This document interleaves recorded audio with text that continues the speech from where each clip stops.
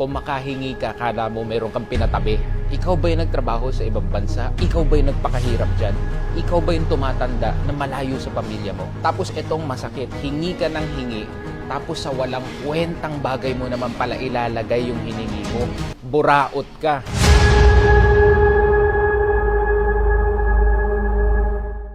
Hindi porket bagong uwi sa Pilipinas ang kamag-anak mo, pupurautin mo na sa pasalubong, sa kakautang.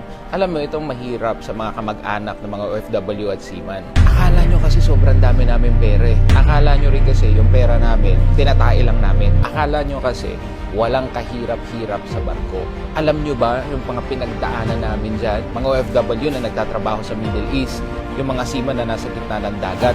Tapos makahingi kayo ng pasalubong, it's as if karapatan ninyo. Na pag kami hindi nagbigay, parang kami yung masama. Hindi namin pinupulot yung perang yan. Nagpapakamatay kami sa ibang bansa para sa perang yan. Tapos saan nyo gagastusin? Pambibili nyo lang din ng kung ano-ano? Uutangan nyo thinking na hindi, sige, okay lang naman hindi magbayad kasi nakakaangat naman sa buhay yan.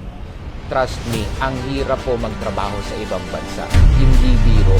Yung pera na yan, kung kayo kamag-anak, sana in-encourage nyo na lang na palaguin nila yung pera. Kung mangungutang ka 50,000, ilang negosyo na masisimulan ng kamag-anak mo nagtatrabaho sa ibang bansa niyan. Sana suportahan natin ang ating mga bagong bayani. Hindi yung binuburaot yun ang binuburaot. Remember, may kanya-kanya tayong pamilya, may kanya-kanya tayong responsibilidad. Hindi po panghabang buhay ang pag-OFW. Hindi po panghabang buhay ang pagsisiman. Magiging habang buhay lang yan kung pinuputak ninyo yung mga kamag-anak nyong seaman, hinihingan nyo ng hinihingan. Kami mga seaman, mababait kami.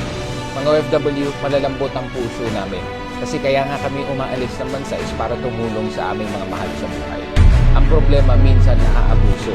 Ang problema minsan, feeling nyo kasi yung pera na yan, it's as if napulot lang namin, yung pera na yan ay walang kahirap-hirap namin nakuha. But I beg to differ. It is hard to leave our families behind. So we really need your support. Hindi ko linalahat. Marami mga kamag-anak supporting. Pero meron at meron talagang mga pasaway na ang sarap bembangin sa sobrang kaburautan na umaasa lamang sa kanilang mga kamag-anak para mabuhay sa totoo ng lalamang ang magaling magmanipula. Ang gusto nila, unang ka lang ng pera kasi feeling nga nila sobrang yaman mo.